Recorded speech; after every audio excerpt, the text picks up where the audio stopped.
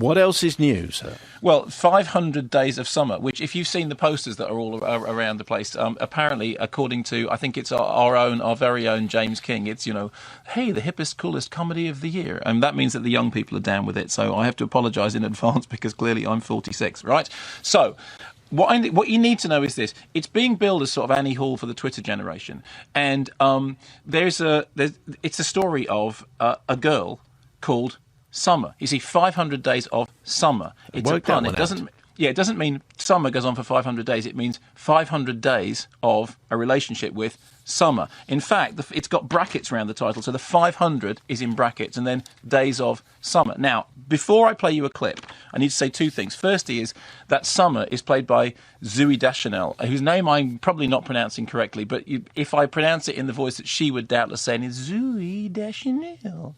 And she is Summer. And this is a quote from the director, Marc Webb, which I'm going to play you before I play you the clip, which says, "It was the title that finally got me. Something clicked. The writers, without descending into oddball high concept, had conjured up a relationship that felt both artful and truthful, metaphorical and literal." Here is a clip that I hope involves Zooey Deschanel.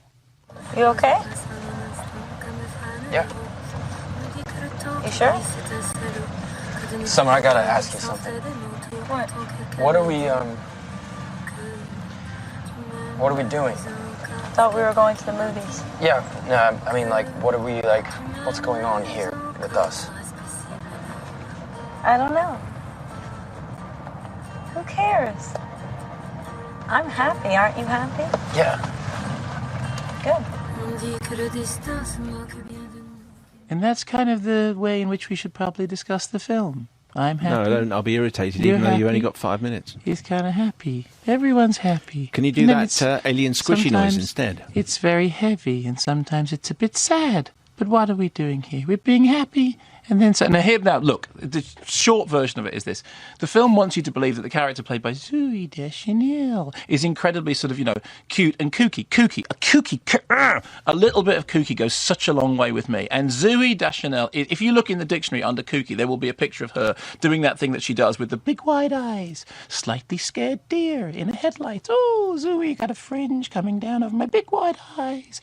But I like the Smiths. And it's kind of... I like the Smiths. Yeah, because one of the things about from? this film... No, hang on, because one of the things about the film is it's about people who like the Smiths, right? Now, it's a weird thing. See, I love the Smiths and I love Morrissey, but I hate people in films who like the Smiths or like Morrissey. And in fact... What does that tell you about yourself? No, I know. It's a strange self-loathing thing, isn't it? It's like that thing in Clerks when he says, I love gatherings, but you hate people. I know, it's so ironic, isn't it?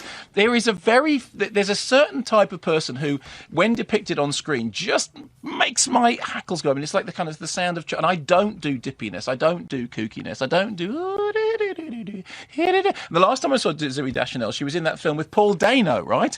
And they don't come more kooky than Paul Dano, who's fantastic in There Will Be Blood. And incidentally, Zooey Deschanel was very good briefly in The Assassination of Jesse James because she's being directed to do something else. But when she appears to be playing herself, when she is kind of Queen of Indie, everything, navel gazing, let's look at the shoes, stars, trees, and I just go, ah!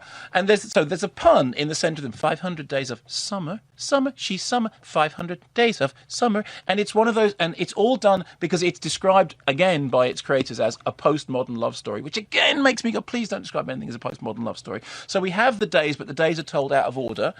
And there's a narration which has no reason to be there and should be lost completely. And there are some nice little moments in it in which they do that thing about capturing the awkwardness of young love. But there are great long sections of it in which I think the problem with this film is that it's essentially in love with kookiness, with strangeness, with weird, with indie, with shoe. And I just think I'm not interested in that. And I think it's very telling that the film clearly worked for James King in a way that it didn't work for me. And I don't think it's just because critics think differently about things. I think it may well be... He's young and you're not. Well, partly that, and also partly because I think that he is blessed with a spirit of the love of mankind, and I like people to say what it is that they mean, and I don't like kookiness. And I think that there is a thing about cinematic romance. I think if you look at Annie Hall is the ne plus ultra of kookiness on screen.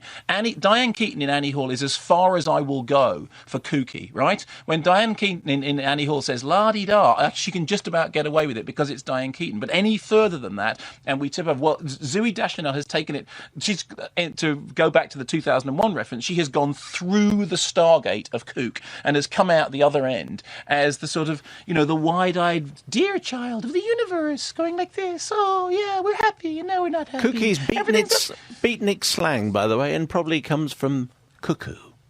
Does it? Yeah, well, I think so. yes. Cuckoo is. So, let me just point out, if the filmmakers are listening, a couple of notes which I did make to be. I've got a couple of emails on this to fit in before 4. Okay, very quickly. Don't use references to the Smiths. Don't fall into pastiches of other movies. Those bits don't work. Don't call anything a postmodern love story. Don't put things out of order if you haven't got a really good reason for doing with it. Don't use a voiceover if it's not necessary. And please cut down on the kookiness. Alistair in Glasgow, dear Dr. Inglorious and Dr. Well, I watched 500 Days of Summer this week, found it thoroughly enjoyable, hour and a half. However, it did seem to be rather conflicted, stuck halfway between being a straight-up romantic comedy and something more interesting. A better film was in there, waiting to get out. Too often all the interesting edges were smoothed out good, but not as good as it might be. Barnaby and Billericay.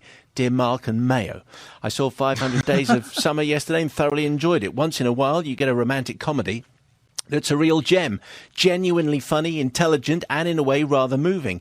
It's the latest rare example of this dwindling genre. Even Zooey Deschanel managed to remain bearable. The time hopping back and forth may seem like Damages meets Love Actually, but the format is quirky rather than irritating and fits the witty rhythm of the script. Superior to many romantic comedies released in the past few years, this had me smiling and frequently laughing from begging to end, or beginning even to end, begging, yeah. Well, I think from begging to end. Well, I'm sorry, I'm out on a limb on this, but it didn't work for me. It grated with me, although there are some things in it that are quite charming. Can I just say a genuinely kooky rom-com recently was Anvil. That is a proper cynical rom-com that's genuinely about love.